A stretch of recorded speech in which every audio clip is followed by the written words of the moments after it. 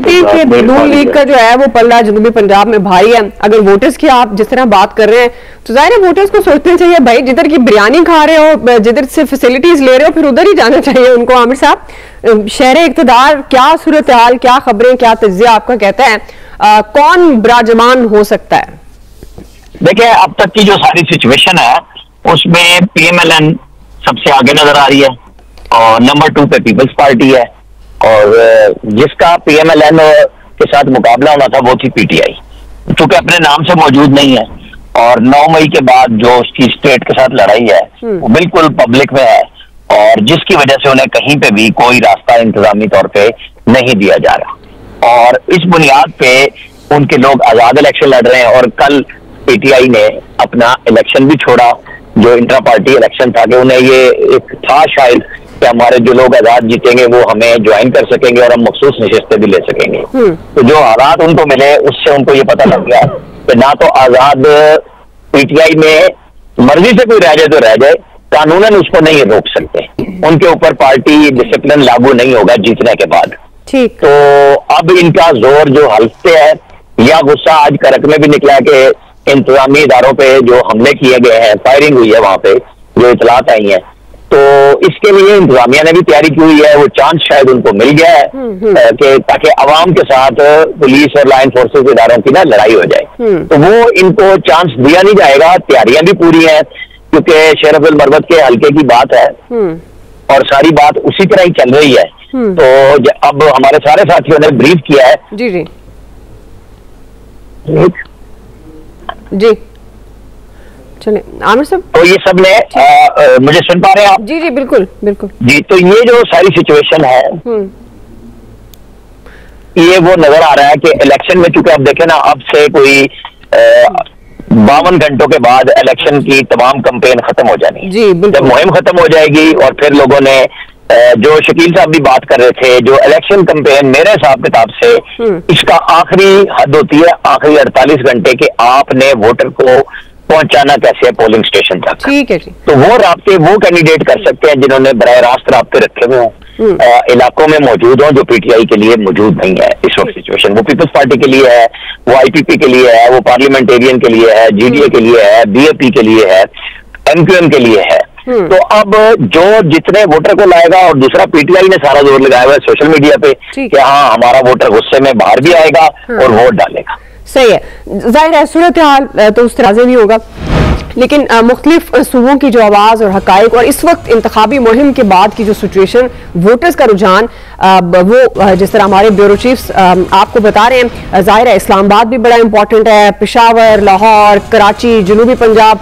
कोई पाकिस्तान का बलूचिस्तान, कोई ऐसा जिला, कोई ऐसा शहर, कोई ऐसा सूबा नहीं है जो इंतखाबात के ज़मन में इंपॉर्टेंट ना हो। और फिर कुछ मुकाबले बहुत बड़े मुकाबले हैं जहाँ पर पाकिस्तान की जो जमातों के बड़े बड़े उनकी जमातों के जो हेड्स हैं, लीडर्स हैं, वो कॉन्टेस्ट कर रहे हैं। जाहिर हम उन पर भी नजर रखे हैं, उन पर भी हम बात करेंगे, लेकिन अभी नाज़रीन एक ब्रेक लेते हैं जी। ब्रेक के बाद वापस आएंगे। बहुत इंपॉर्टेंट सवाल, कौन से सूबे में कौन सी जमात कितनी सीट्स लेती हुई हमारे ब्यूरो चीफ्स को नजर आ रही है, ये हम सवाल रखेंगे, और खास तौर पर किस जमात में अहलियत है पर्टिकुलर उस इलाके के मसाइल को हल करने की। ब्रेक के बाद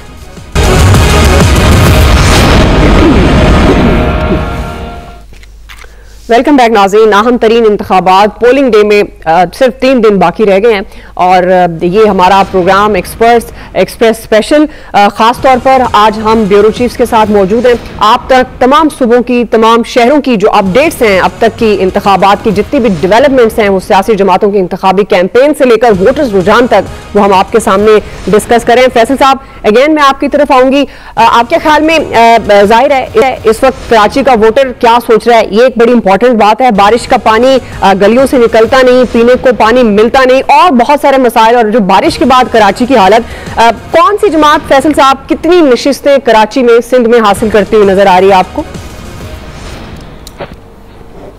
देखिए, अक्सरियती जमात तो पीपल्स पार्टी होगी। अगर हम पूरे सिंध की बात करें, इसमें तो कोई यानी कि डिबेट नहीं है। पीपल्स पार्टी जो है वो सबसे ज्यादा सीटें ले ली, और उसकी एक बहुत बड़ी वजह यह है कि सारी जो कौमी सियासत करने वाली जमातें, चाहे वो मुस्लिम लीग हो, चाहे वो तहरीक इंसाफ हो, चाहे वो JUI हो, उन्होंने पीपल्स पार्टी को जो है वॉक कवर दिया हुआ। इलेक्शन कैंपेन में देख लें कि सिंध इतना अहम सूबा है, मुस्लिम लीग नून की कोई कंपेन ही नहीं है। एक जलसा भी मुस्लिम लीग नून का, एक जलसा को कहते हैं ना, मुस्लिम लीग नून ने जो है वो न कराची में न सिंध के किसी इलाके में किया। खुद ही जिन्होंने तस्लीम कर लिया सारी सियासी जमातों ने कि पीपल्स पार्टी ने तो जीतना ही जीतना, मतलब मुकाबला भी नहीं करना चाहते, अपने रूल्स भी नहीं पैदा करना चाहते, अपनी ऑर्गेनाइजेशन को भी जो है वो जो है मजबूत नहीं करना चाहते, कायम ही नहीं करना चाहते। ऑर्गेनाइजेशन का भी कोई वजूद हमें जो है इतना नजर नहीं आता। तो वो तो बहरहाल जो वही नजर आएगी। कराची का जो मामला है, कराची जैसे हमने आपको पहले में कहा, कराची ओपन है। कराची के हवाले से आज की तारीख में बैठ के हम कोई दावा नहीं कर सकते। हाँ, ये अलग बात है कि कुछ जमातें, खासतौर पे एक जमात ये दावा कर रही है कि उसकी बात हो गई है, उसको 14 सीटें मिलेंगी। अब देखते हैं उनकी जो बात हुई है उसके मुताबिक उनको 14 सीटें मिलती हैं या नहीं मिलती, ये तो 8 फरवरी को मालूम चल सकता है। आमिर साहब, इस्लामाबाद किसका होगा, आपको क्या लगता है?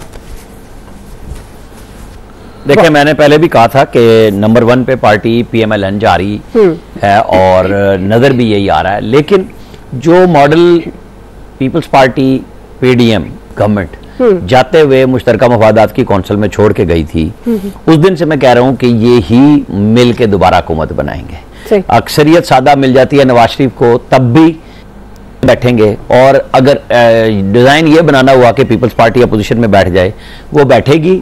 सिंध तो उनके पास है ही, तो वो यही होगा कि जी आप बहस भी करें, गुफ्तगू भी करें, लेकिन जो फैसिलिटेशन काउंसिल ने काम करना है, जो इन्वेस्टमेंट के हवाले से बातचीत हो चुकी हुई है और नवाज शरीफ इंतजार है।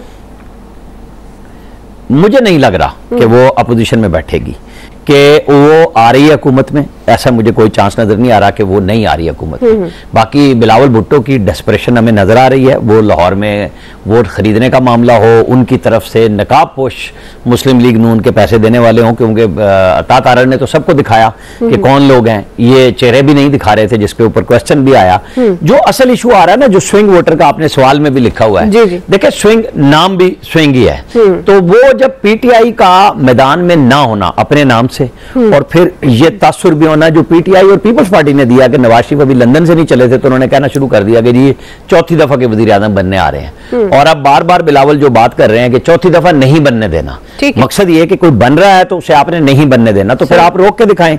मेरा ख्याल है मुश्किल काम होगा इनके लिए। जो सिंध रहेगा, KP भी मिक्स आएगा, बलोचिस्तान ने भी मिक्स रहना है, पंजाब में PMLN की गवर्नमेंट होगी, लेकिन पंजाब में IPP को शेयर मिलेगा और वो मरकज में भी साथ होंगे, जहांगीर तरीन अहम ओहदे पे होंगे। जी जमशेद साहब, स्विंग वोटर जो जिक्र करें आमिर साहब, कितना इंपॉर्टेंट रोल अदा करेगा? KP में आपको क्या सूरत हाल, अगर क्लियर कट बात की जाए, क्या नजर आ रही है? कौन सी जमात कितनी नशिस्तें हासिल करते हुए नजर आ रही है? देखिए, वो आमिर भाई ने तो बात ही खत्म कर दी कि ये मिक्सअप है, मिक्सअप आएगा।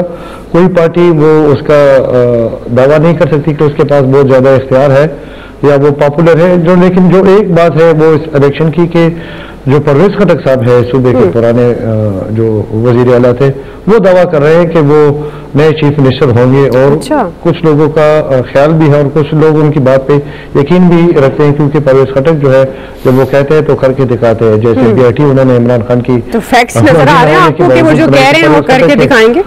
फैक्ट्स नजर आ रहे हैं? हाँ बिल्कुल। देखिए, सबसे पहले परवेज खटक ही थे, उन्होंने भाई के तो वजीर आला हैं, वो लग रहा है।